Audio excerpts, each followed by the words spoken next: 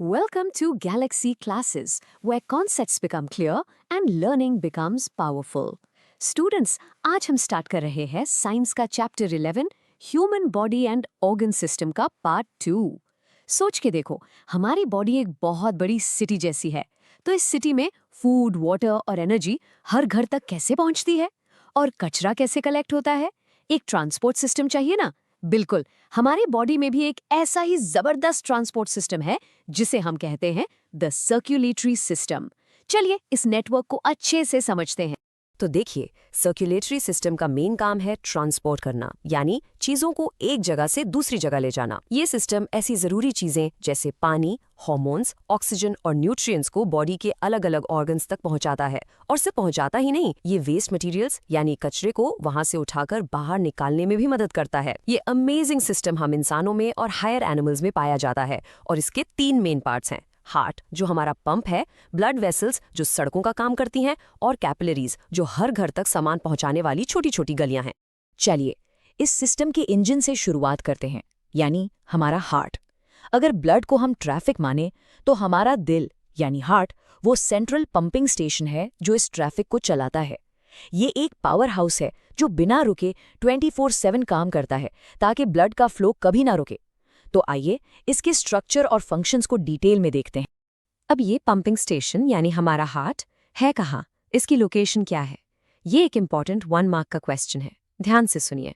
हमारा heart thoracic cage के अंदर यानी हमारी पसलियों से बने पिंजरे के अंदर लगभग सेंटर में होता है। ये रिब्स के पीछे, दोनों लंग्स के बीच में और हल्का सा लेफ्ट साइड की तरफ झुका हुआ होता है। लोग सोचते हैं कि ये पूरी तरह लेफ्ट में है, बट नहीं, ये ऑलमोस्ट सेंटर में है, बस थोड़ा सा लेफ्ट की तरफ टिल्टेड है। अच्छा, आपका हार्ट कितना बड़ा है? इसका जवाब बहुत सिंपल है। आप अभी अपने हाथ की एक मुट्ठी बनाइए। जितनी बड़ी आपकी मुट्ठी है ना, लगभग उतना ही बड़ा आपका हार्ट है। ये याद रखने का सबसे आसान तरीका है। सोचो, इतना सा ऑर्गन पूरी बॉडी को चला रहा है।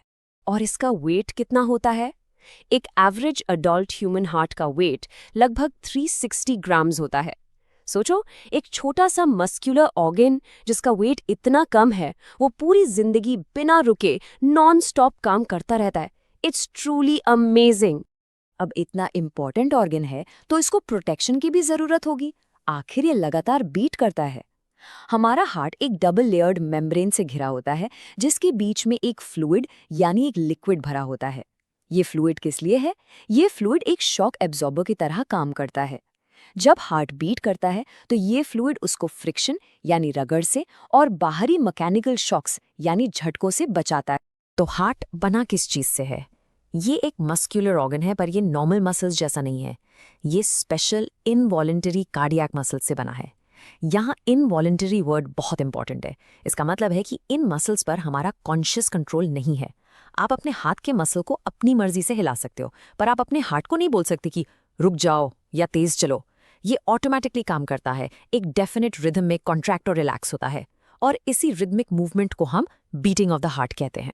एग्जाम स्पॉटलाइट बच्चों, ये डायग्राम बहुत बहुत इंपॉर्टेंट है, इसकी प्रैक्टिस जरूर करना। चलो इसको समझते हैं। इंटरनली हमारा हार्ट एक दीवार से लेफ्ट और राइट साइड में बनता हुआ है। इस दीवार की वजह से ऑक्सीजन वाला साफ खून और कार्बन डाइऑक्साइड वाला गंदा खून आपस में मिक्स नहीं होते। फिर हर साइड 2 चेम्बर्स में बनता हुआ है, तो टोटल हो गई 4 चेम्बर्स। ऊपर वाले 2 चेम्बर्स को हम एट्रिया कहते हैं और नीचे वाले 2 चेम्बर्स को वेंट्रिकल्स कहते हैं। ओके, तो हमने पंपिंग स्टेशन के बारे में जान लिया, पर ब्लड पूरी बॉडी सिटी में हार्ट से जाता कैसे है और वापस कैसे आता है? इसके लिए हैं ब्लड वेसल्स। इनको आप पूरा रोड नेटवर्क समझ सकते हैं। इसमें बड़े बड़े हाईवेज भी हैं, मेन रोड्स भी हैं और छोटी छोटी गलियां भी हैं जो ब्लड को हर जगह ले जाती हैं। चलिए इनको एक्सप्लोर करते हैं। हमारे रोड नेटवर्क में 2 तरह के मेन हाईवेज हैं। पहला है आर्टरीज। इसकी डेफिनेशन बहुत सिंपल है। आर्टरीज खून को हार्ट से दूर ले जाती हैं। इसे याद रखने की एक ट्रिक है, A for arteries, A for away. Arteries में ज्यादातर ऑक्सीजनेटेड ब्लड यानी साफ ऑक्सीजन वाला खून बहता है।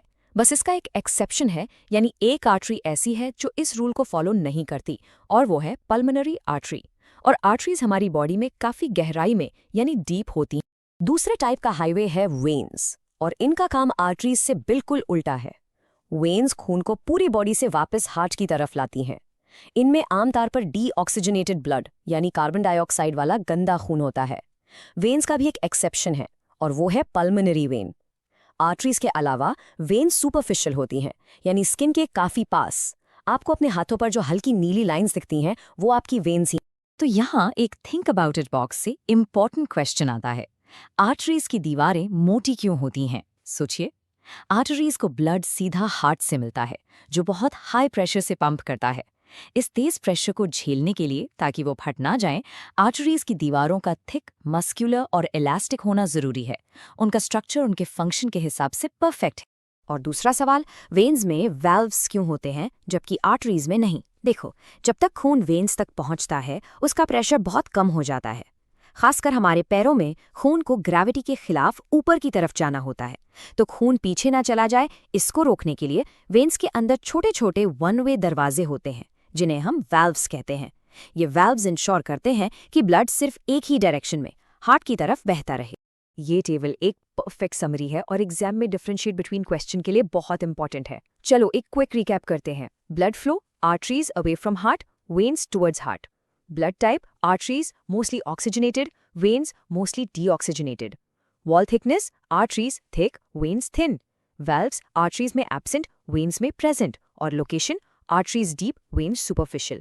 ये 5 points आपको 3 marks दिलवा सकते हैं।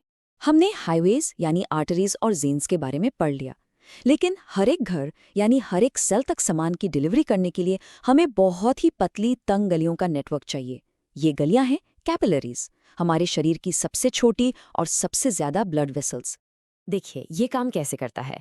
बड़ी आर्टरीज आगे जाकर छोटी छोटी ब्रांचेस में डिवाइड होती जाती हैं, बिल्कुल एक पेड़ की टहनियों की तरह, और आखिर में ये बाल जैसी पतली वेसल्स बनाती हैं जिन्हें हम कैपिलरीज कहते हैं। ये इतनी पतली होती हैं कि ब्लड सेल्स को इनमें से सिंगल फाइल में यानी एक लाइन बनाकर निकलना पड़ता है। और इनकी सबसे इंपॉर्टेंट बात, इनकी दीवारें सिर्फ एक सेल जितनी मोटी होती हैं। पर क्यों, आइए जानते हैं। वो जो सिंगल सेल थिक दीवार है ना, सारा खेल उसी का है। उसी की वजह से ब्लड और बॉडी सेल्स के बीच चीजों का एक्सचेंज यानी अदला बदली बहुत आसानी से हो जाती है। असल में यही सर्कुलेटरी सिस्टम का मेन इवेंट है। स्टेप 1 में ब्लड अपनी सारी अच्छी चीजें जैसे ऑक्सीजन और न्यूट्रिएंट्स कैपिलरी से निकालकर सेल को दे देता है। फिर स्टेप 2 में सेल अपना कचरा जैसे कार्बन डाइऑक्साइड वापस कैपिलरी को दे देता है। यही वो जगह है जहां हमें जिंदा रखने का असली काम होता है। इस एक्सचेंज के बाद ये सारी कैपिलरीज आपस में जुड़कर बड़ी वेन्स बना लेती हैं जो उस गंदे खून को वापस हार्ट तक ले जाती हैं। तो अब जब हमने सारे पार्ट समझ लिए हैं, पंप, हाईवेज और डिलीवरी जोन्स, चलिए अब देखते हैं कि ये पूरा सर्कुलेशन का प्रोसेस हार्ट की रेगुलर रिदमिक बीट से कैसे चलता है। यहाँ एक बहुत ही इंटरेस्टिंग ट्राई दिस एक्टिविटी है। आप घर पर एक सिंपल स्टेथोस्कोप बना सकते हैं, एक फनल और एक रबर ट्यूब से। फनल को अपने चेस्ट के लेफ्ट साइड पर रखो और ट्यूब का दूसरा एंड अपने कान के पास लाओ। आपको अपने दिल की लब-डब की आवाज़ साफ सुनाई देगी। फिर एक स्टॉपवॉच लेकर काउंट करो कि 1 मिनट में आपका हार्ट कितनी बार बीट करता है। ज़रूर ट्राई करना। तो आपका काउंट कितना आया? एक हेल्दी एडल्ट जब रेस्ट कर रहा होता है तो उसका हार्ट 1 मिनट में लगभग 72 बार बीट करता है। ऑफ कोर्स ये हमेशा सेम नहीं रहता। जब आप एक्सरसाइज करते हो या इमोशनल होते हो तो ये तेज हो जाता है, और जब आप सो रहे होते हो तो ये स्लो हो जाता है। और एक इंटरेस्टिंग फैक्ट, एक छोटे बच्चे का हार्ट एक अडल्ट से कहीं ज्यादा तेजी से बीट करता है। जब आप हार्ट बीट सुनते हैं तो आपको 2 अलग अलग आवाजें आती हैं, लब और उसके बाद डब। ये आवाजें आती कहाँ से हैं? ये असल में आपके हार्ट के वाल्व्स के बंद होने की आवाज है। लब की आवाज तब आती है जब एक सेट ऑफ वाल्व्स बंद होते हैं, और डब की आवाज तब आती है जब दूसरा सेट ऑफ वाल्व्स बंद होता है। इन दोनों आवाजों को मिलाकर एक सिंगल कंप्लीट हार्ट बीट बनती है। और आखिरी एक माइंड ब्लोइंग नंबर, हर एक बीट में हर लब डब के साथ आपका हार्ट लगभग 75 मिलीलीटर ब्लड पंप करता है। अब 75 ml सुनने में शायद ज्यादा ना लगे, पर चलो थोड़ा सा कैलकुलेशन करते हैं। अगर हार्ट 1 मिनट में 72 बार बीट करता है तो वो 1 मिनट में 5 लीटर से भी ज्यादा ब्लड पंप कर देता है। यानी आपकी पूरी बॉडी का ब्लड सिर्फ 60 सेकेंड्स में एक बार सर्कुलेट हो जाता है। कमाल की एफिशिएंसी है। ठीक है, आखिरी में आपके एग्जाम के लिए एक छोटा सा चेकलिस्ट। सबसे पहले हार्ट का इंटरनल स्ट्रक्चर वाला डायग्राम लेबल्स के साथ ड्रॉ करना सीख लो। दूसरा, आर्टरीज और वेन्स के बीच के डिफरेंसेस अच्छे से याद कर लो। तीसरा, एट्रिया, वेंट्रिकल्स और वाल्व्स के फंक्शंस क्या हैं ये पता होना चाहिए। चौथा, गिव रीजन वाले क्वेश्चंस जैसे आर्टरीज की वॉल्स थिक क्यों हैं और वेन्स में वाल्व्स क्यों हैं, इनके आंसर्स रेडी रखो। और पांचवा, ये इंपॉर्टेंट नंबर्स याद रखो, 72 बीट्स पर मिनट और 75 ml पर बीट। हम आज जो कुछ भी जानते हैं इसकी शुरुआत लगभग 400 साल पहले हुई थी। 1628 में विलियम हार्वे नाम के एक फिजिशियन ने पहली बार सही तरीके से बताया कि हार्ट एक मस्कुलर पंप है और खून पूरे बॉडी में एक क्लोज्ड लूप में सर्कुलेट होता है। उनका काम ही आज की सारी नॉलेज का फाउंडेशन है। और इसी के साथ हमारा सर्कुलेटरी सिस्टम का टॉपिक यहाँ खत्म होता है। This lesson was brought to you by Galaxy classes, created only for study and concept clarity. Like, share, subscribe, and press the bell icon for further notifications.